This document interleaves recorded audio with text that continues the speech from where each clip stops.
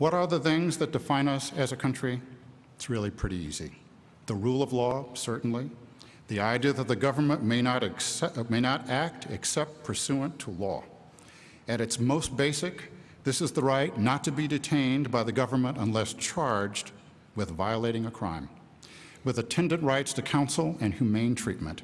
Clearly, the right not to be tortured. Freedom of speech, freedom of religion, the right to participate in the political process.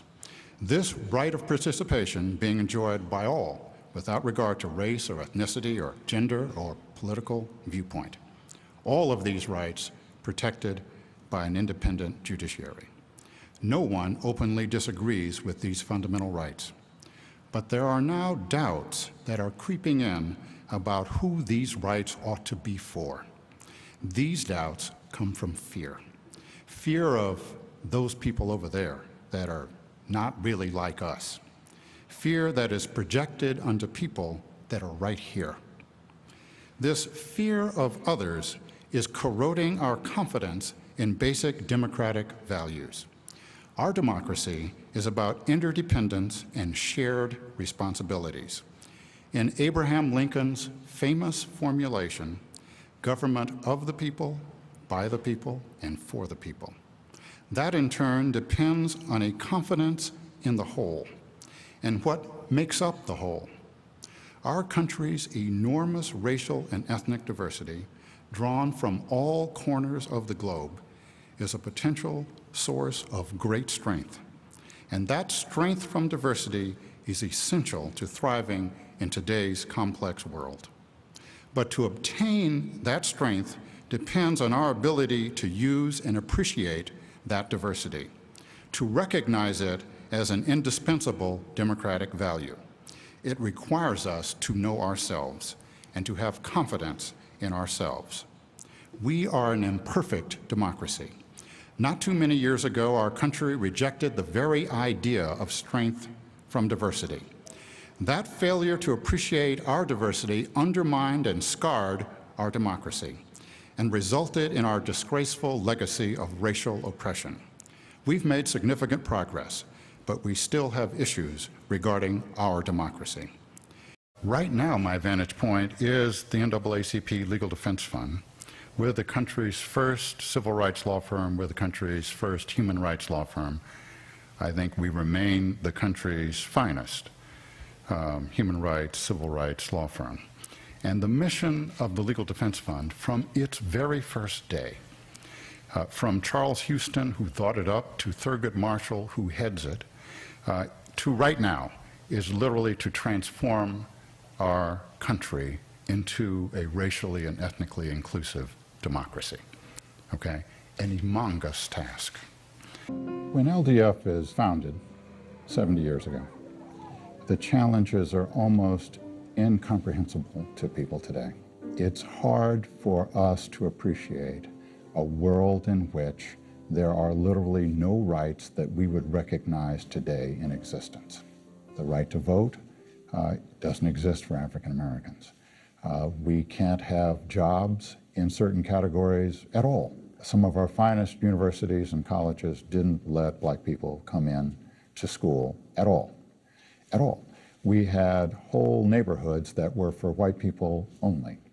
Are we a post-racial society? So I understand that question is out there. Sometimes, you know, the question is posed sort of with an attitude. And so the question as posed with an attitude is actually this question. Are you telling me we haven't made progress? Okay. So sometimes people say, are we a post-racial society? And the real question is, I want you to tell me that we've made progress. We've made progress. We've made enormous progress, okay? If you go back, and I'll do some of this, compared to not that long ago, you know, my father did not dream of this last year, okay? For all his dreams, this wasn't one of them. That someone would be elected president in 2008 and be president in 2000, you know, he didn't live long enough to have that dream. So these are remarkable changes, and, you know, it says something about our society. The election of Barack Obama was a watershed event. You know, he didn't win by accident. It wasn't a fluke. You know, it wasn't when he came out on, you know, election day, people said, oh my God, I had no idea. Wow. Why didn't you tell me, you know? So it was a watershed event. But it didn't solve any of those problems I just went down, not a single one. Okay, that's sort of the way you work this out. He's elected, and none of the things I just went down, not a single one, is affected at all. Okay? But it does present possibilities, because there's now, I'd say, in our lifetime, a much greater possibility of acknowledging the fundamental nature of these problems and spending time trying to figure out how to solve them. Okay? That's a source of great optimism, but that's work to be done, not work done. It's an opportunity. I was a student in the 1960s, in the middle of the civil rights movement, and I was in the middle of the civil rights movement. When I was here, we had the sense that the changes we were seeking were unique in our society because we were at a unique moment when our society was open to change. Looking back, I can see that my perception then was incorrect. There's always uncertainty in the world, and there's always change in the world, always. And there's often profound change even when you don't see that it could come about. We don't perceive it at the time, but looking back, we can see that profound changes are happening literally all of the time. Therefore, the important thing that Pomona provided to me, and that I believe it provides to its students today, is the critical ability to be able to handle change, to anticipate change, and to manage change. I went to law school because I thought of lawyers as having the power to challenge injustice and develop equal rights. I didn't know it when I went to law school, but Charles Hamilton Houston, he was responsible for the idea that lawyers could play that role. He did that. I think most of us in this room, I think every one of us in this room, went to law school with that same vision of our possibilities. A year ago, it's true, a year ago, we were hearing talk about whether or not we weren't now a post-racial society. Remember that? Wishful, even dangerous in reality. You know, Iris's talk is very focused here. We've made incredible progress in eradicating discrimination. There's just no question about that. But we're certainly not post-racial. The election of Barack Obama as president was a watershed event. You know, it was not a fluke. It was a decisive election. But his election did not solve the remaining problems that still plague us that relate to race, to issues of racial justice and equality. But his election did rekindle and bring to the surface some of the old distrust and hatred and some new distrust and hatred that we now see all around us. You know what I'm talking about. The 14th Amendment contains the Equal Protection Clause. It contains the Privileges and Immunities Clause. It contains the clause that says that everyone born in the United States is a citizen of the United States. Those were intended to be revolutionary aspects of our government. And when he says the Union survived but the Constitution didn't, the 13th, 14th, and 15th Amendment were intended to do a revolution to how we actually exist as a democracy. The Supreme Court cases that originally interpret those things are part of the overthrow of Reconstruction, okay? And we should shed those cases. So I'd say this opportunity now may be the first clear opportunity we have to look at what those amendments were intended to do, to see how our country ought to be organized, what did privileges and immunities really mean by the people who drafted that, what did equal protection mean, what did that concept of democracy actually mean for where we are. Unfortunately, the first couple of decades afterwards were filled with people who were running away from the promise of the 14th Amendment instead of running towards it. And we now have a chance, I'd say, to run towards the promise of the 13th, 14th, and 15th Amendment. And I think we ought to take maximum opportunity to actually do this right now. Glenn Beck and Lou Dobbs, Rush Limbaugh, Sean Hannity, we have all these folks that are out there. And they shout at each other, and these shows turn out to be one hateful figure debating another hateful figure. And whatever the issues are, it's actually the show. We watch the hateful figures debating each other. You know, if this had existed in 1963 or 1962 or 1964, you know, you sort of shudder to think what happens. Who would Lou Dobbs have had on after that bomb? Okay? Who would Glenn Beck be talking to after that bomb? And I'm not saying they would have agreed with the person that comes on. That's not my point. It's when you give a forum to Sheriff Jim Clark from Alabama or Bull Connor, okay, and you say, well, go ahead, send someone to shout with them. I'll put them on. It gets ratings, okay, and it pushes right out of the way the actual discussion we thought we were going to have. So I think it's really crucial that we figure out ways to marginalize those voices of hatred.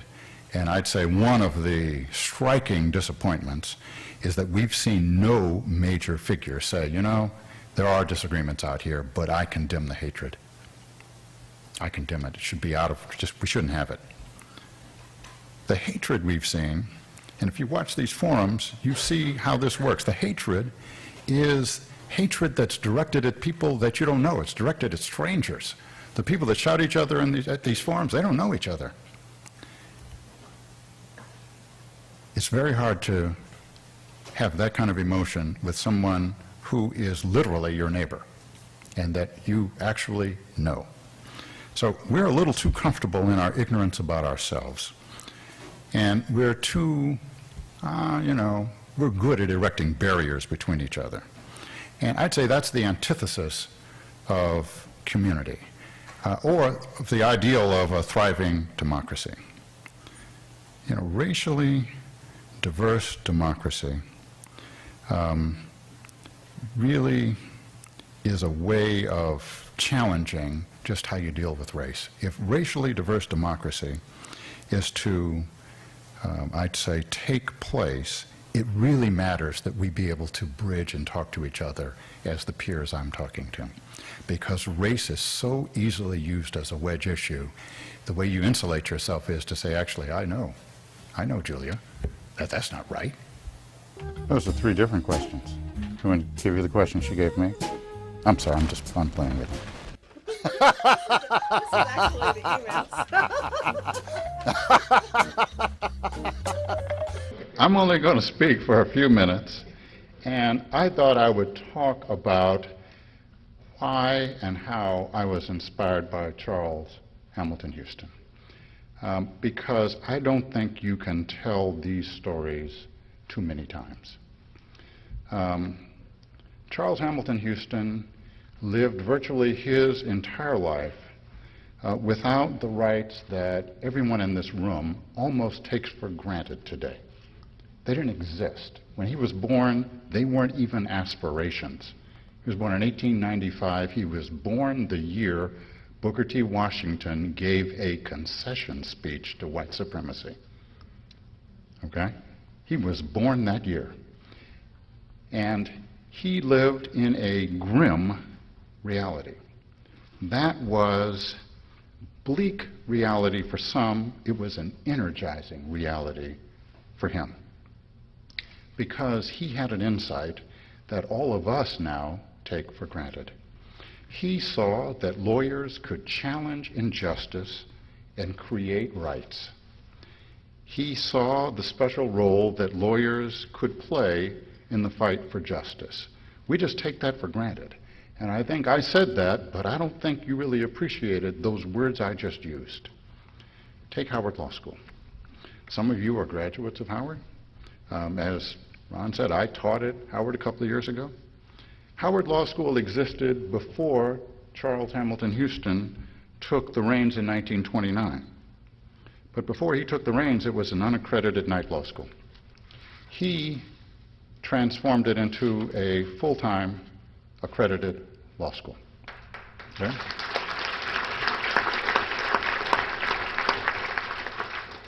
But here's the thing. This is the really significant thing. He gave Howard Law School a mission unique in American legal education, a mission of transforming this country into a racially inclusive and just society. Okay? No law school had that mission. No law school even thought of having that mission. That mission is predicated on the belief that lawyers can, in fact, make a difference with respect to racial injustice. Okay, we just take that for granted. I'm telling you, he made it up. The words of the Constitution are just words. You know, it's how we go about giving the words meaning that infuses the Constitution with life. And I think that's part of the responsibility that all of us have if we are all part of We the People. That's how that goes. If We the People includes everybody, everybody has responsibility. And it's not a one-time responsibility. You have to keep doing it. Here we are today. In the election last November, black people and Latinos, they weren't disenfranchised. They were able to vote. They voted in significant numbers without major incident.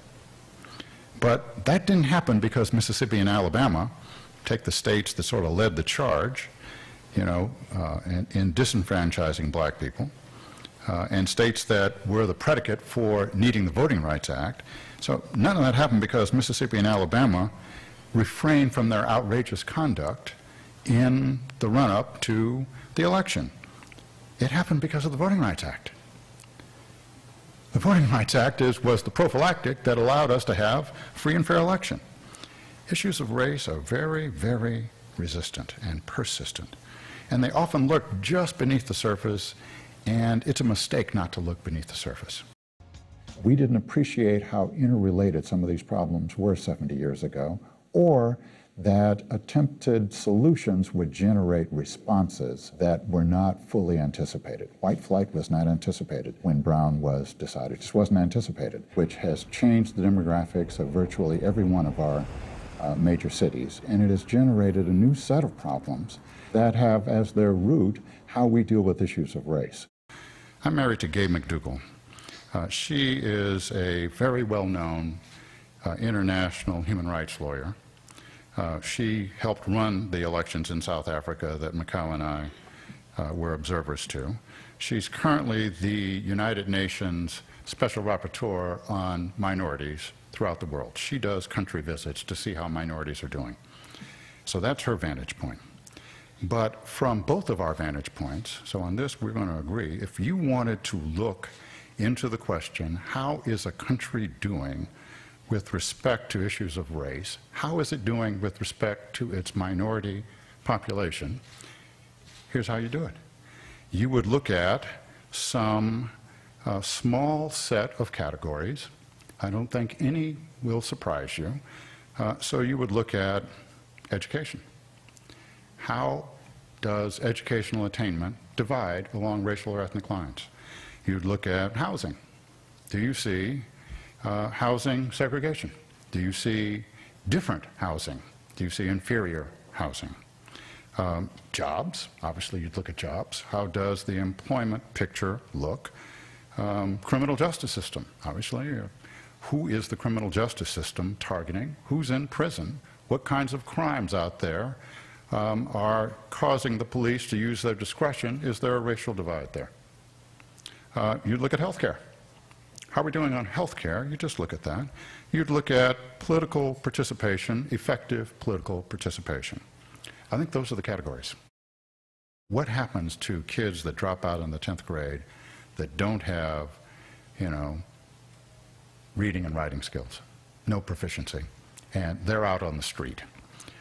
If you watch The Wire, the answer is so predictable that I could say education affects housing, affects employment, affects tax base, affects the criminal justice system. You know what happens to those kids. If they're just standing out there and they can't get a job, what happens to them?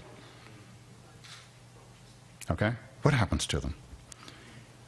Quality education is essential in our society and in our economy. Half of the kids are failed by their schools and they're not educated. Now, these realities have, as I think it's going to be obvious to everybody, democracy consequences.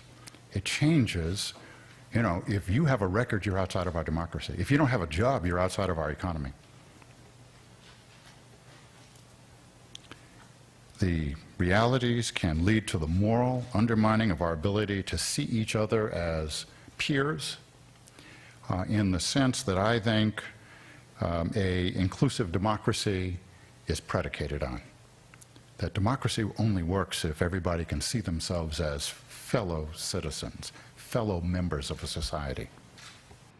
Democracy depends on each successive generation to recommit to its values and to see that they are preserved. Because what our government does, it does in our name, of the people, by the people, and for the people. It's our democracy. My generation thought we could achieve racial and social justice. We thought we could affect the Vietnam War.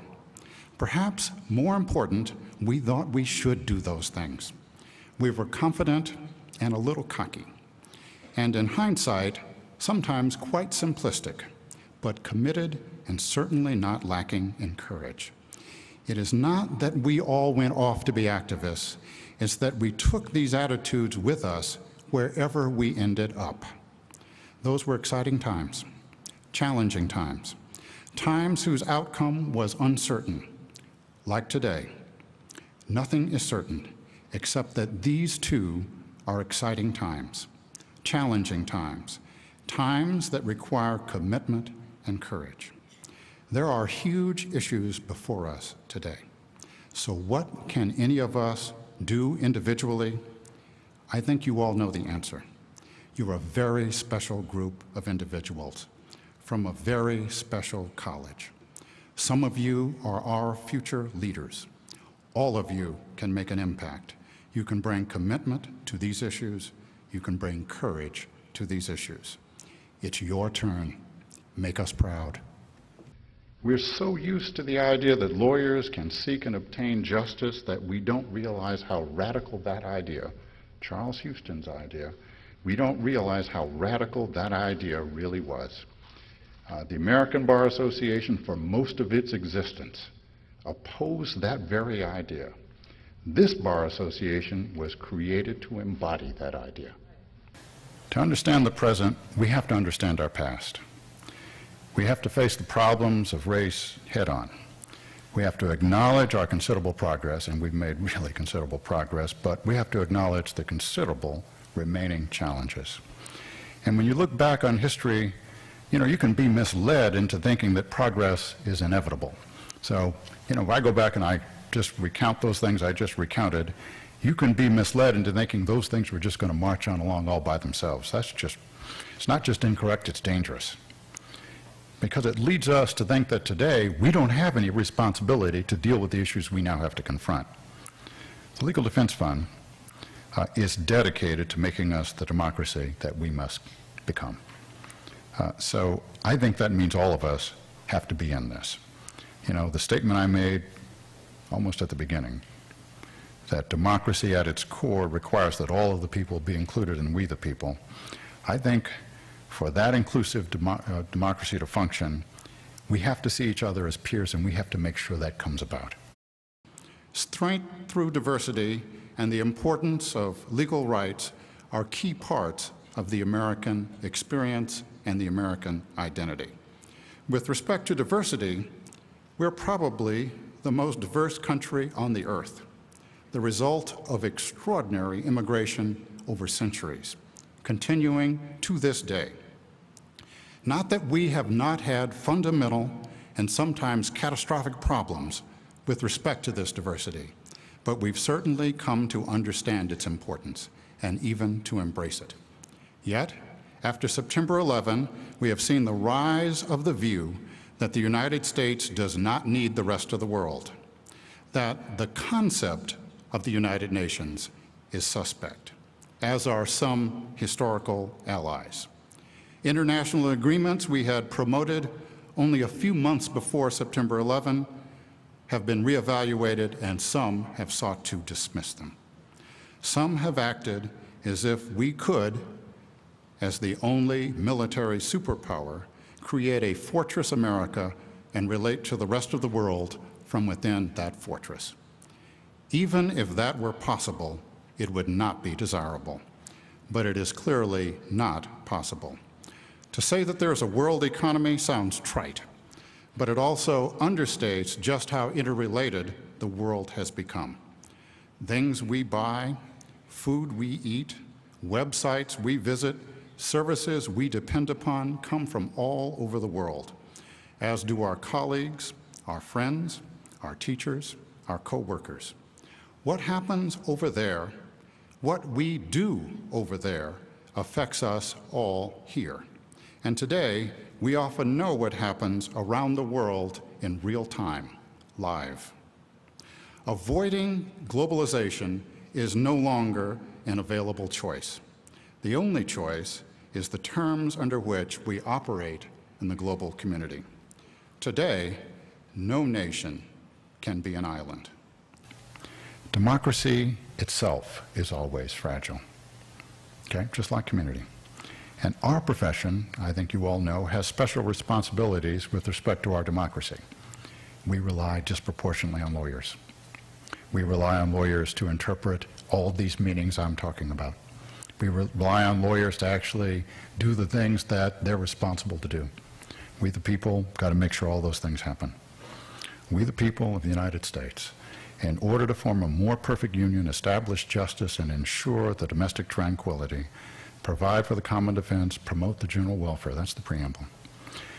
I believe we must become the inclusive democracy contemplated by the preamble to our Constitution and enhanced by Abraham Lincoln during the Civil War, that we must work to resolve the issues of race that today can divide us, that we must know our past in order to transcend our past, that we must see our diversity as one of our most important strengths, and that we have to continually work on this sense of being peers and being a community. So let's get to work. From this vantage point, it's quite clear that this is a marathon, not a sprint. And while we have come a long ways on that marathon, we have to cross the finish line, and we have a ways to go. We came into existence to deal with horrendous problems relating to African Americans. But the solutions that we have achieved have benefited all Americans. That while we were focused on things that cause great distress for one minority group, we have sought out solutions that actually affect all people in this country. The beginning words of our Constitution, we the people, we all know them. If those are going to have any meaning, then we the people has to include all of the people. LDF has a mission, and our mission is to make us the inclusive democracy that we must be. And we will always be the cutting edge of change. Oh, yeah. Yeah. I want to end with a quote from Charles Houston, because it seems appropriate tonight. He died in 1950, before Brown, but certainly after the cases that were the run-up to Brown were in play. He won the first ones himself. And the cases that comprised Brown were being filed or had been filed. He would have filed the district's case, Bowling versus Sharp, but he was too ill. The year before he died, in 1949, he looked back on the decades of struggle against racial segregation. This is Charles Houston. I'm going to read you three sentences. This is Charles Houston. There come times when it is possible to forecast the results of a contest, of a battle, of a lawsuit, all before the final event has taken place. So far as our struggle for civil rights is concerned, the struggle for civil rights is won. I'm just going to pause here. Think about this. Okay? He saw right then at that moment that the issue about legal civil rights, our legal rights, was going to come out the way it came out in Brown. He saw that in 1949. Okay? It's kind of breathtaking vision here. But here's the next sentence. What I am more concerned about is that the Negro shall not be content simply with demanding an equal share in the existing system. It seems to me that his historical challenge is to make sure that the system that shall survive in the United States shall be a system which guarantees justice and freedom for everyone. You've got to just think about that. Race, yes. Class is to come. We have to address everything. Either everybody is in it or we are cheating ourselves.